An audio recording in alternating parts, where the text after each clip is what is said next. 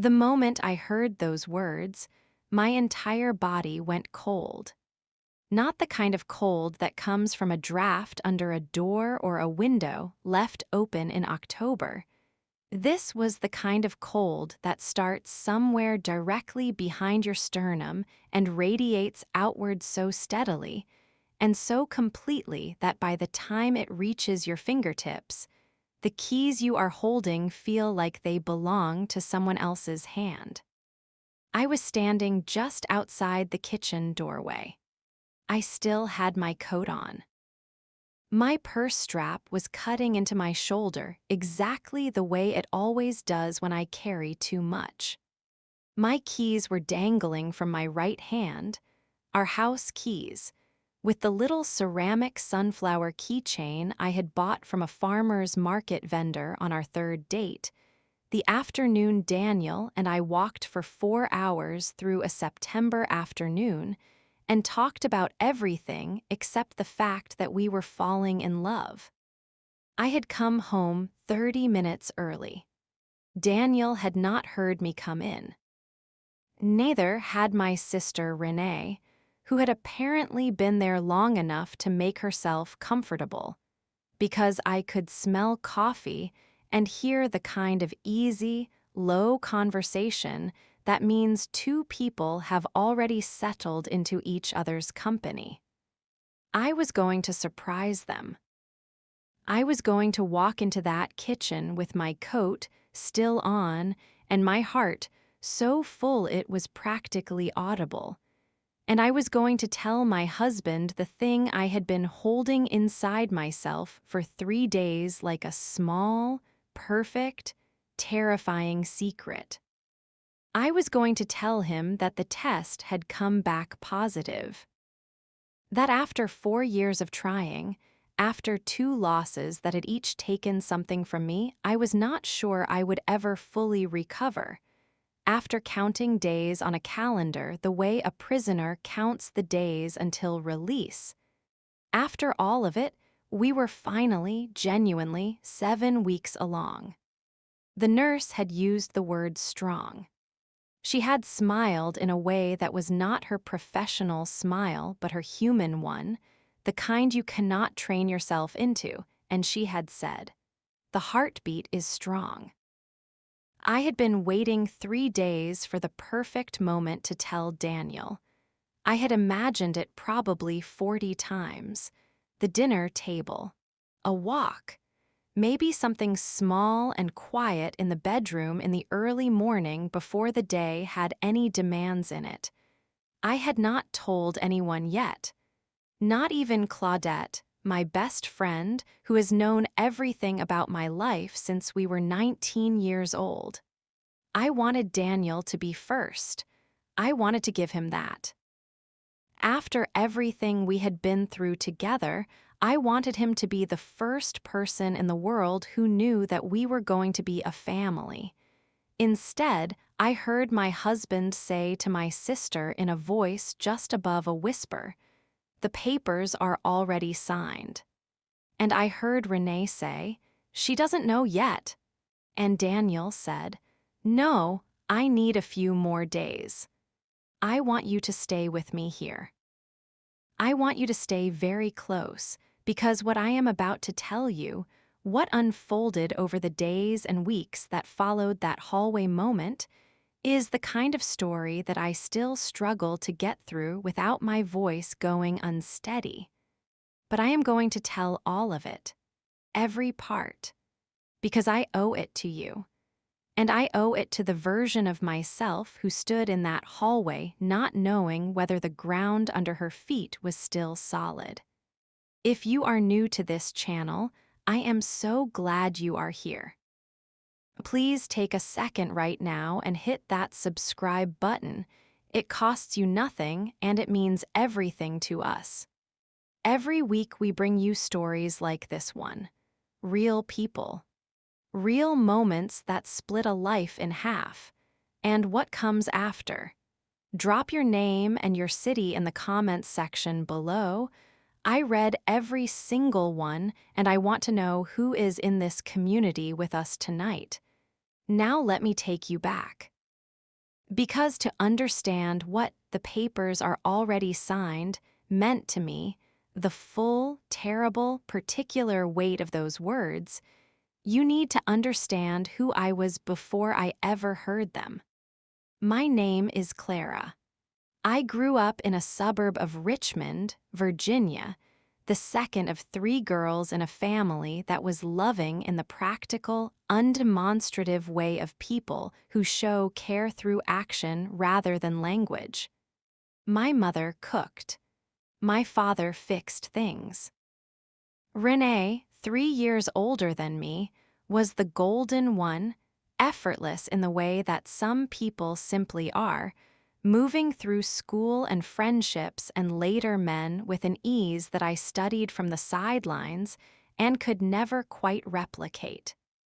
My younger sister, Joy, was the funny one, the unpredictable one, the one who kept the house from taking itself too seriously. And I was the one who read, the one who wanted to work with stories. The one who left Richmond at 18 with a duffel bag and a scholarship and the terrifying, galvanizing certainty that she was going somewhere. And for a while, I did. By 26, I was a junior editor at a regional publishing house in Atlanta that punched well above its weight. I was not making serious money, but I was doing serious work. I was finding authors. I was shaping manuscripts. I was in rooms where decisions got made, and I was contributing to those decisions, and I was, for the first time since I could remember, genuinely proud of the person I was becoming. Not just the person I was going to become someday, but the actual present tense version of myself, standing in her life with both feet. That was the year I met Daniel. It was a birthday dinner for a mutual friend at a restaurant I genuinely could not afford and had no business attending. I remember the specific calculation I made about whether the presence of people I loved justified spending rent money on a tasting menu. I decided it did. I wore a green dress I had bought on clearance 3 seasons prior, and gold earrings my grandmother had left me, and I sat down at a table of 10 people I mostly knew and one I did not. Daniel Merritt sat across from me. He was quiet in a way that was immediately distinct from the other men at the table, most of whom were performing in the specific way that men at crowded dinner tables often perform, louder than necessary, funnier than they quite managed to be, competing for real estate in the conversation. Daniel listened. He asked questions and then waited for the full answer. He laughed at things that were actually funny. When the evening wound down and everyone was standing on the sidewalk in the October air negotiating goodbyes, he came and stood beside me and said, "I'd like to keep talking to you." And I said, "Okay." And that was the whole of it. No performance, no elaborate gesture, just 2 people who wanted to keep being in each other's company. We dated for 2 years. We were careful with each other in the beginning in the way that people are when they have been careless before and paid for it. Daniel had come out of an engagement that had ended badly, not dramatically, just the slow, grinding dissolution of 2 people who had confused compatibility for love. I had come out of 2 years with a man who had a talent for making me feel that my ambitions were a liability, that the loudness of what I wanted from my life was somehow impolite, a burden that a man who loved me would eventually have to ask me to set down. I was still carrying the specific damage that relationship had left. Still second guessing the size of my own wanting. Daniel never asked me to be smaller. That was the first thing I noticed about him, though I did not name it in those terms until much later. He came to my work events and asked intelligent questions about the books I was acquiring.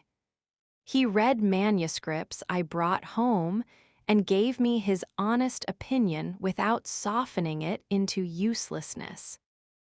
He was proud of me in a way that was specific and articulate, not the vague, performance-adjacent pride of a man who wants credit for being supportive, but genuine engagement with who I actually was and what I was actually doing.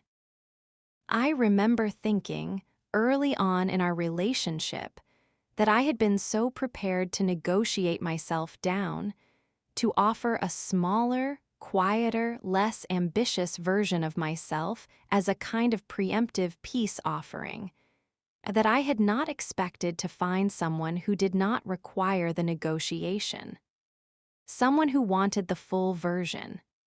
He proposed on a Tuesday, not a Friday or a Saturday, not at a restaurant or a beach at sunset with a photographer hiding in the bushes. On a Tuesday morning in my apartment, over coffee that had already gone slightly cold, when I was still in my bathrobe and had not yet brushed my hair. He said he had been carrying the ring for 2 weeks, and every time he planned a special occasion he thought about how I had always said that love should not require choreography. So he put the small velvet box on the kitchen table and slid it across to me and said, "I want to marry you, Clara. What do you think?" And I laughed at the way he phrased it, as though we were discussing a business proposal. And then I cried, and then I said yes, and we sat there in the not quite warm apartment in our morning clothes making plans for the rest of our lives. We married the following spring. The florist got the colors completely wrong. I had specified ivory and blush and received white and coral, which are entirely different things, and I spent 17 minutes in a bathroom managing my feelings about this before deciding it did not matter. And it rained from noon until the moment we said our vows and then stopped, which we have always chosen to interpret as the universe having a sense of narrative timing. The thing I remember most about that day is not the flowers or the rain or even the dress, lovely as it was. It is the way Daniel looked at me when I appeared at the end of the aisle. Not with desire, though there was that. Not with the performed emotion of a groom at his wedding, the kind you see on people who are watching themselves from the outside and managing the story of the moment. He looked at me with this very specific, very quiet wonder, the look of someone who cannot quite believe that the thing they wanted most has actually arrived and is standing right in front of them and is real and is staying.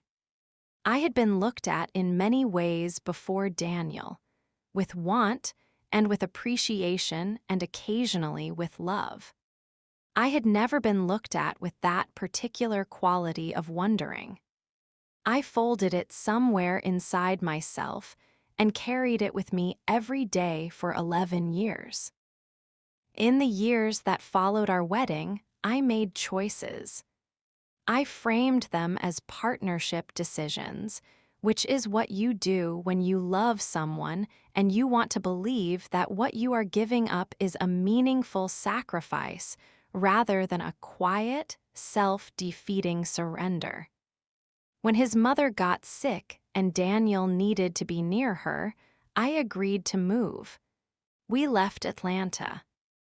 I left the publishing house just as they were preparing to promote me to associate editor, a real promotion with a real budget and a real mandate to build something.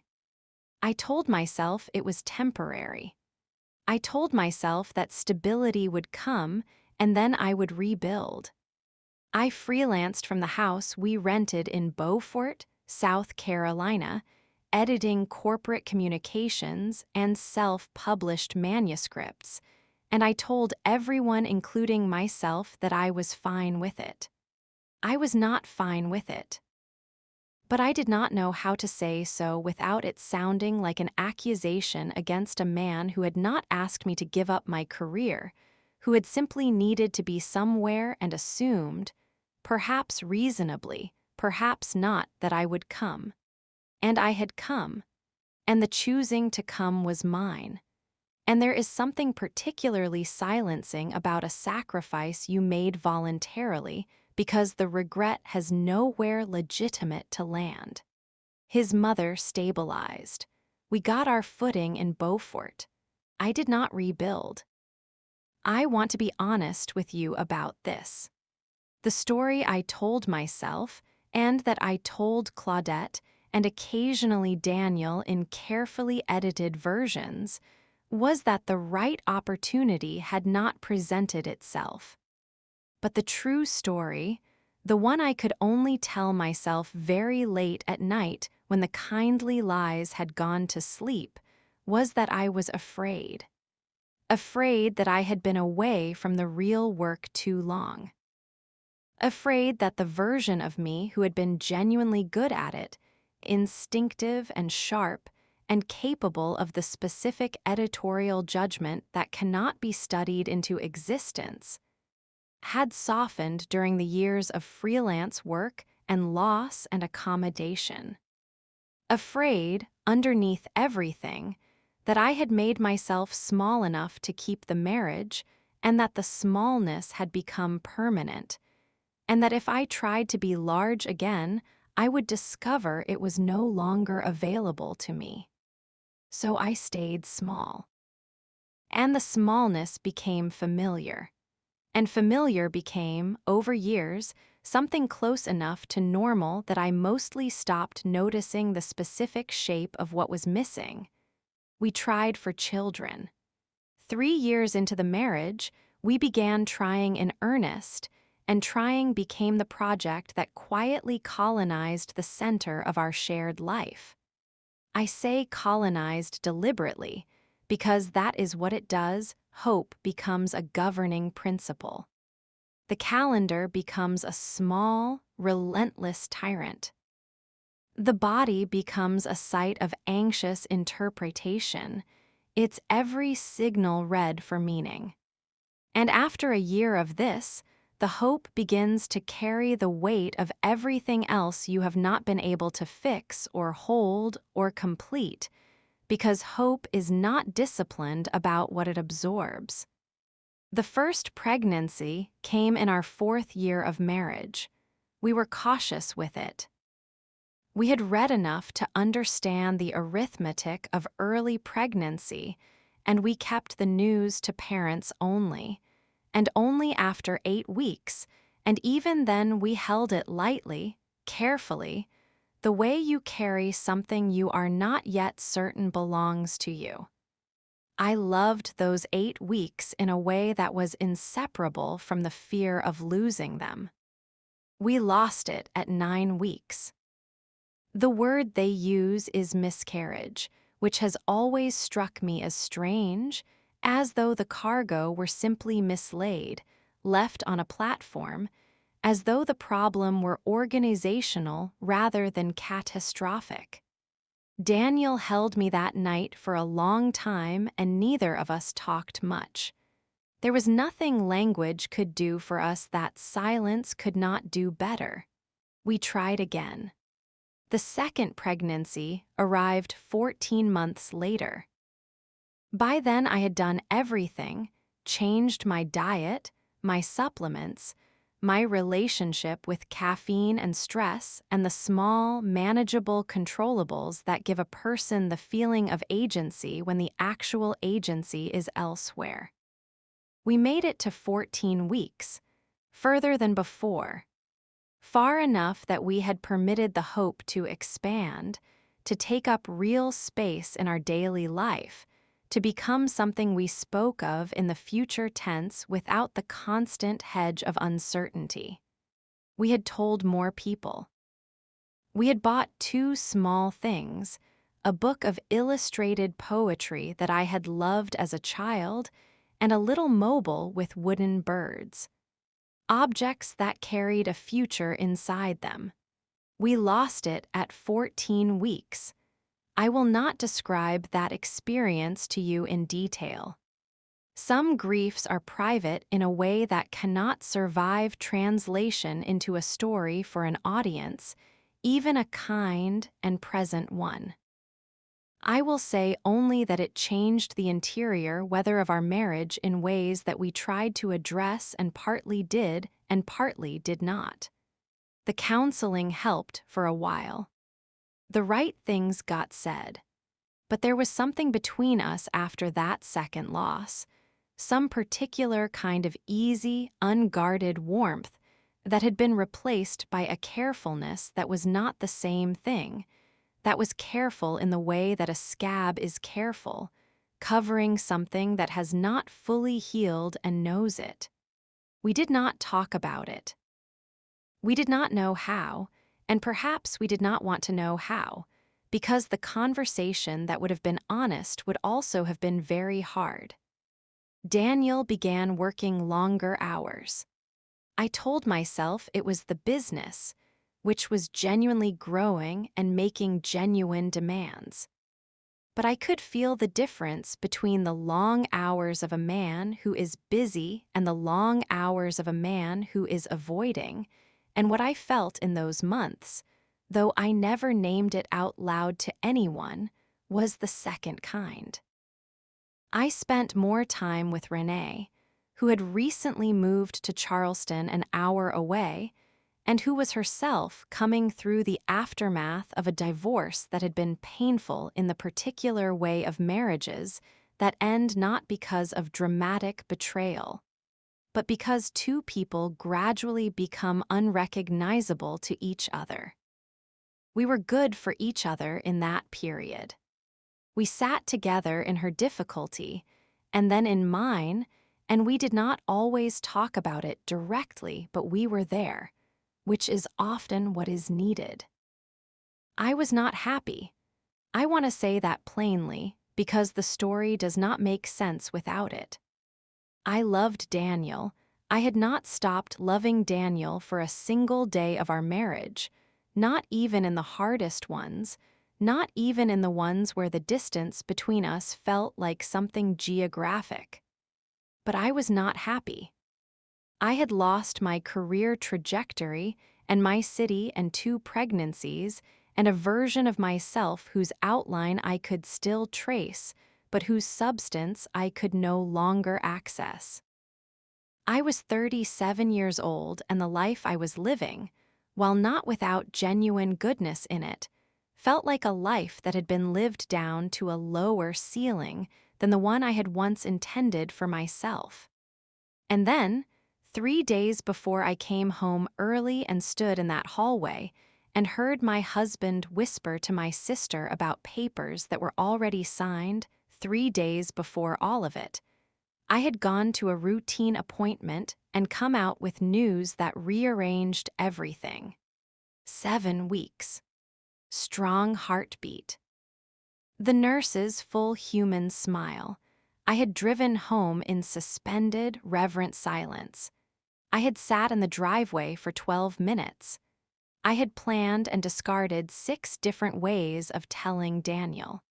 I chose to wait for the right moment, to hold the secret for a few days, to give the news time to become real inside me before I made it real in the world. 3 days later, I came home 30 minutes early from lunch with a former colleague. I was in a good mood. I was not tiptoeing. I just did not announce myself, and they did not hear me, and I stopped at the kitchen doorway because something in the pitch and register of their conversation, low, private, careful, made me pause. And I heard, "The papers are already signed." And I felt the floor go uncertain beneath me. I want to stop here and ask you something directly. If you have ever been in a moment like that one, a moment where something you overhear seems to rewrite the entire story of your life in the space of a single sentence, hit the like button right now. Not for the algorithm, though it helps us reach more people, but as a sign between you and me that you are here, that you have stood in your own version of that hallway, that you know what that cold feels like. This channel exists because you exist, because you are not alone in those moments. And I need you to know that. I did not go into the kitchen. This is the thing I am most grateful for in this entire story, even now, even knowing how it resolves. I did not let the fear speak on my behalf. Something, I do not know whether to call it wisdom or instinct or simply the exhaustion of a woman who has made enough reactive decisions in her life to have learned the cost of them, told me to wait, to listen, to know the actual thing before I responded to the imagined one. I set my keys down on the entryway table without a sound. I unbuttoned my coat. I stood in the hallway with my back against the wall and I listened. Renee was saying, "She's been through so much. Are you sure this is the right time?" Daniel said, "There's never going to be a right time. The longer I wait, the worse it gets. I've been carrying this for 3 months, Renee." "She loves you, Daniel." "I know." A long pause. "That's the hardest part of all of it." And then, "I think she needs this. I think she needs to remember what she was." I did not understand what those words meant yet, but something in them stopped the fear mid-sentence. They did not sound like the words of a man ending something. They sounded like the words of a man trying, imperfectly and in secret and apparently with the assistance of my older sister, to begin something. I walked to the bedroom. I sat on the edge of our bed. I put my hands flat on my thighs and I counted my breaths the way I had been taught after the second loss. In for 4, hold for 4, out for 4. I did this until my hands stopped shaking. Then I did it several more times. Then I called Claudette from the bathroom with the fan running. I told her everything. She was quiet for a long time when I finished. Then she said, "Before you do anything, you need to find out what those papers actually are." 4 words. Before you know, do not act. I held onto those 4 words like a rope for the next 3 days. I watched Daniel during those days without letting him see that I was watching. I searched his behavior not for guilt. I had already decided that guilt was too easy a lens and too likely to confirm whatever I was already afraid of, but for the texture of what he was actually carrying. And what I found was a man composing a speech. A man who kept starting sentences and redirecting them. A man who cooked dinner 2 nights in a row, which he had not done in months. A man who looked at me when he thought I was not looking with an expression that I recognized from the early years, hopeful and uncertain and wanting very badly for something to land well. He was not leaving me. I did not yet know what he was doing, but he was not leaving me. On the 3rd morning, he asked me to sit with him after breakfast. We sat at the kitchen table. The morning light was at its low autumn angle. He held his coffee with both hands, looked at me for a long moment, and then told me what the papers were. He had spent 8 months quietly assembling an investment group to buy a stake in Whitmore and Hall, my old publishing house in Atlanta, which had been facing closure. He owned 40%. The editorial mandate was protected. The staff was staying. And there was an editorial director position he had left deliberately vacant, held open specifically for me, if I wanted it. He had not filled it because he needed it to be my choice. He had kept the whole thing secret because he was afraid the gift would not be large enough to say what he needed it to say, which was, "I see you. I see what we cost you. I want to try to give some of it back." I started to cry, the full, breaking kind, and through it I said, "I'm pregnant." He went still. The blood left his face and then came rushing back. He stood up, came around the table, and knelt on the kitchen floor beside my chair, this grown man in his pajamas on the tile floor, and put his forehead against my knee, and I put my hand on the back of his head, and we stayed there while the coffee went cold and the morning light moved across the floor. What I learned in the aftermath of all of it is not a lesson I can reduce to a sentence, but I will try to give you the shape of it. I learned that assumption is the most convincing liar you will ever live with. It does not arrive wearing fear's face. It arrives wearing the face of perception, of common sense, of obvious interpretation. It builds its story from the most convenient available material and presents it as truth. And if you do not pause long enough, if you do not find a Claudette to say 4 words to you in a moment of clarity, you will act on the story. You will blow up the true thing with the weapon the false story handed you. I learned that the people who love us sometimes do enormous and imperfect things on our behalf in secret, not to deceive us, but because they are afraid the thing they are trying to say will not be enough.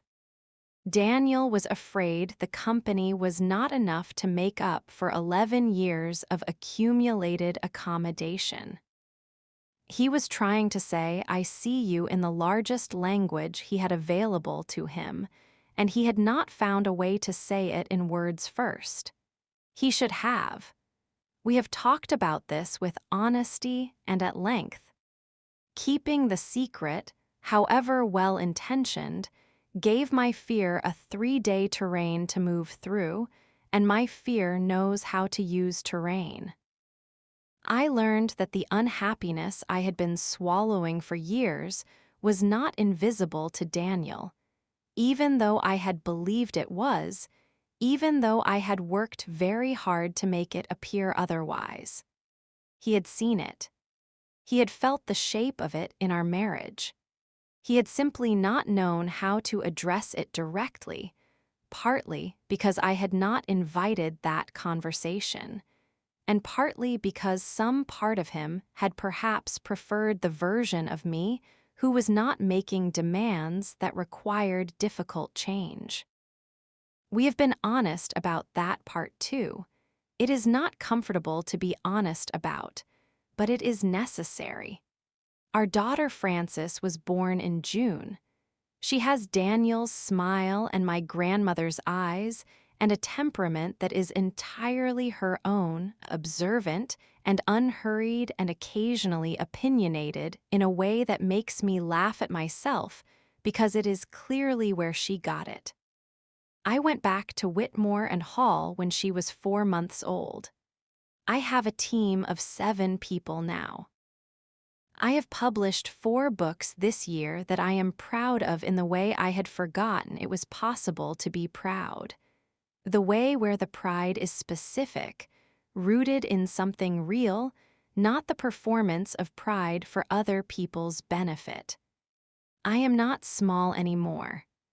I will not tell you it happened without effort or without the occasional morning of doubt. But I am genuinely, actively, daily in the process of being the size I was always supposed to be. And Frances watches me do it, which is perhaps the truest gift of all of this. She will not grow up watching her mother shrink. She will watch her mother take up the space that was always hers. I think about that hallway. I think about the decision, narrow and difficult and made without full information, to wait before I acted. To hold the fear still long enough to ask it what it actually knew. It was the hardest thing I have done in my adult life. And it was, without question, the most important. If you are standing in your own hallway right now, if there is something you have overheard or half seen or half understood that has your heart going cold, I want to ask you to wait. Not forever. Not in a silence that becomes its own slow damage, but long enough to know, long enough to ask, long enough to let the person you love have the chance to show you who they actually are before you decide who they have become. Not every whisper is a wound. Some of them are love trying to speak in a language larger than words and not quite managing it. Some of them are papers for something you never imagined. Some of them are the beginning of the story, not the end. If this story reached you today, if it found you in the right moment in the right way, please share it with someone who needs it. You may be the reason someone takes the breath they need. That matters more than I can say. Subscribe to this channel if you have not already.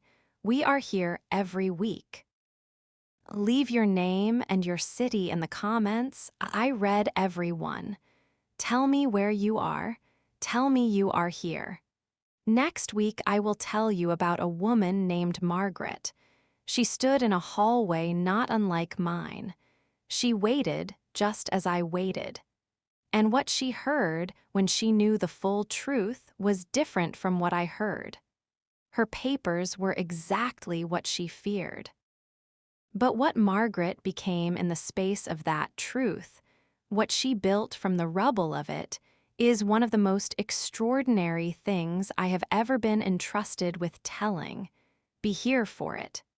She earned the right to have her story told fully and without softening, and I intend to honor that. You do not want to miss it. I will see you then.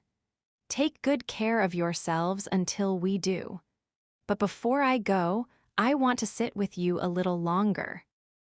Because there is a part of this story I have not yet told you, a part I have been circling around because it requires me to say something uncomfortable about myself, something that goes beyond the fear and the hallway and the twist and the beautiful resolution.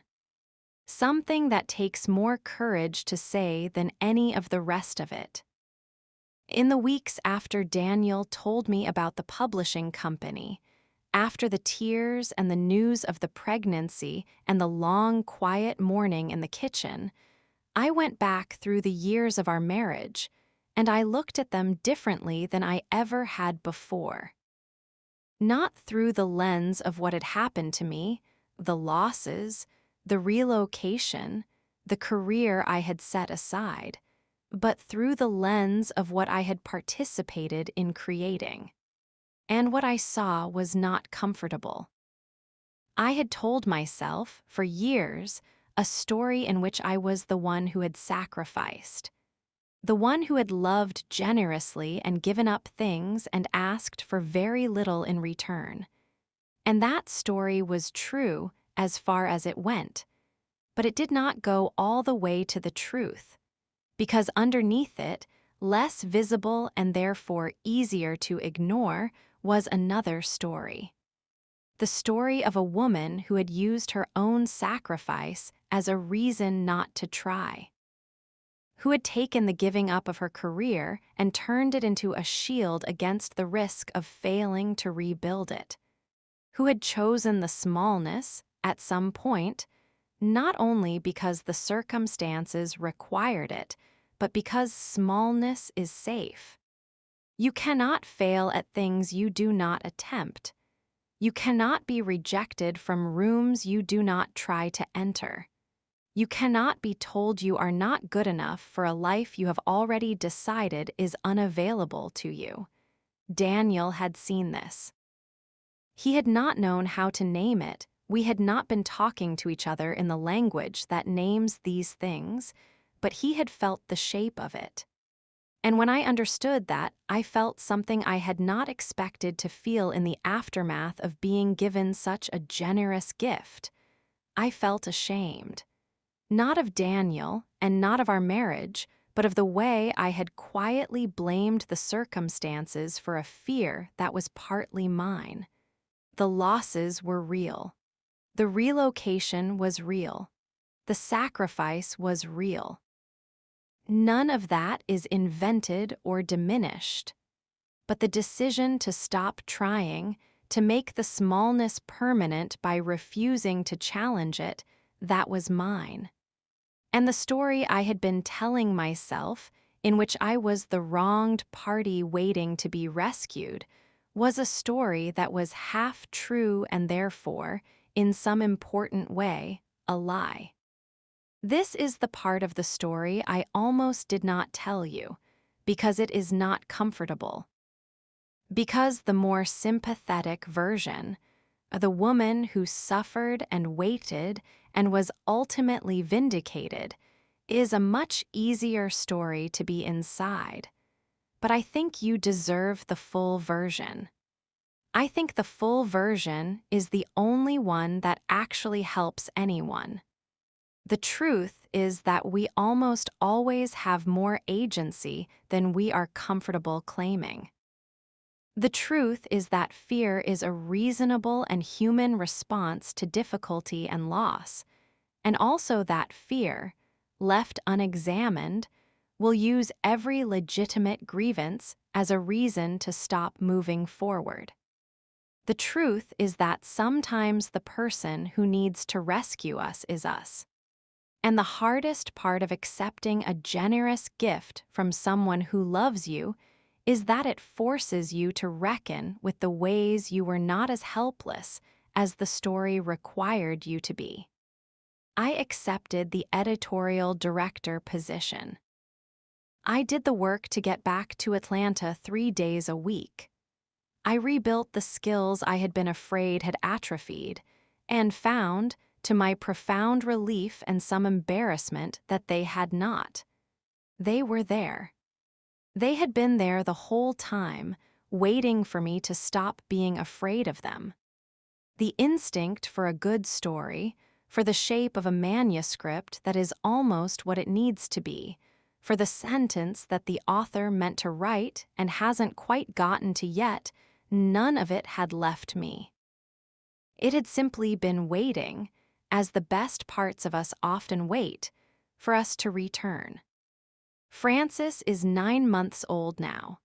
She sits up on her own and has opinions about which toys are worth her time, and an expression when she is thinking hard about something that makes her look exactly like my mother, which fills me with a feeling I have no word for, something like continuity, like the comfort of being part of a chain of women who have been here before me and survived and loved and built things. My grandmother wore gold earrings. My mother cooked. I find stories. Frances, I suspect, will do something I have not imagined yet, and it will be exactly right for her, and I will watch her do it with the specific quality of wonder I once saw in Daniel's face at the end of a rainy aisle, and that I try to give to her as often as I can. Daniel and I talk differently now.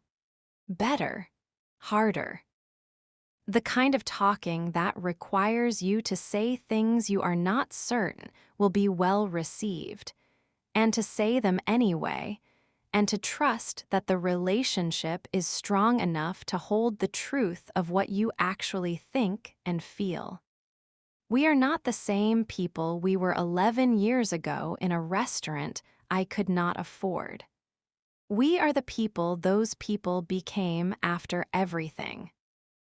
After the losses and the relocation and the years of accumulated accommodation and the secret project and the hallway and the baby and the morning on the kitchen floor when the coffee went cold.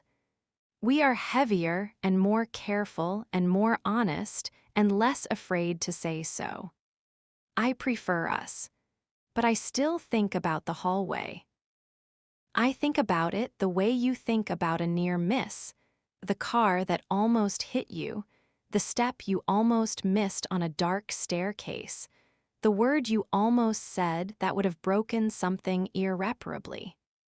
I think about the version of that evening that could have existed, the version where I did not pause, where I walked into the kitchen and demanded to know what the papers were and what Daniel was hiding and why my sister was in on it and whether our marriage was over. Where the fear spoke first and loudest and I let it, because I was afraid and afraid people do not always choose their best impulses. Where Daniel tried to explain and I did not hear it, or heard it and did not believe it, because I was already inside the wrong story and the wrong story had taken hold. That version exists somewhere as a possibility. I could have lived it. I came very close to living it. And in that version, the gift that was meant to give me back a piece of myself would have become evidence of deception. The surprise that was meant to say, I see you would have been heard, as I have been hiding things. The love letter written in the language of investment and editorial directorships and protected literary mandates would have been received as a lie. And the true and valuable and good thing that was actually happening would have been destroyed not by betrayal, but by the fear of betrayal, which is a different thing entirely and considerably more tragic. I do not tell you this to congratulate myself on my restraint. 3 days of waiting while fear is loud and specific and fully convinced of its own accuracy is not a heroic feat. It is barely a holding action. I tell you this because I want you to understand that the gap between the story that almost happened and the story that did happen was 3 days and 4 words from Claudette. That is how thin the margin was. That is how close I came to burning down the truest and most important thing in my life, because I was afraid, and I had overheard something, and I did not wait long enough to know what I had actually heard. We are always, all of us, living that close to the edge of the wrong story. The fear is always that close to speaking first. The assumption is always that convenient, that plausible, that ready to take over. What saves us when we are saved is almost never grand courage. It is usually something smaller. A pause, a friend, 4 words. The decision barely made to wait for one more fact before we act. I want you to carry that. Not as a lesson, which implies that I know better than you how to live your life, I assuredly do not, but as a companion thought. Something to hold onto the next time you are in a hallway or its equivalent, and the fear is already constructing the story it intends to tell on your behalf. Before you know, do not act. Before you have the full sentence, do not write the ending. Let me leave you with one more thing. 3 weeks after Daniel told me about the company, on a Sunday afternoon when Francis was still a small, strong heartbeat, and Daniel was out with friends, and I had the house to myself for the first time in weeks, I went to the entryway table and I picked up my keys. The sunflower keychain. The one from the farmer's market on our 3rd date. I turned it over in my hand, and I thought about the version of that September afternoon, young, beginning, uncertain in the most hopeful possible way, when I had bought it from a woman at a stall who made ceramic pieces by hand and had painted each one with tiny, individual care. I had bought it because I liked sunflowers, and because it cost $4, and because I was happy that afternoon in a way that I wanted to mark somehow, even in a very small way. I had carried it for 11 years. Through Atlanta and the move and the freelancing and the losses and the difficult years, I had carried it into the hallway, and I had held it there while the ground tilted and my worst fear spoke up loudly in the dark behind my sternum. And then I had set it down without a sound and waited and let the truth arrive at its own pace. The keychain is still on my keys. I intend to keep it there. Not because the story ended well, though it did. Not as a talisman against the next hallway moment, though there will be one because there always is, but as a reminder that some things you carry through the hard years come out the other side still intact, still holding whatever light was in them at the beginning, still, in their small way, marking that once there was an afternoon that made you happy and you wanted to remember it. Some things survive. You do not always know in advance which ones, but they do. Subscribe to this channel. Share this story. Drop your name and your city in the comments right now. I mean it when I say I read every one. You are not just a viewer to me. You are the reason I keep telling these stories. You are the reason any of this matters. Take care of yourselves. I will see you next week. And if you are standing in a hallway right now, wait, just wait. Let the truth have time to arrive. It might surprise you.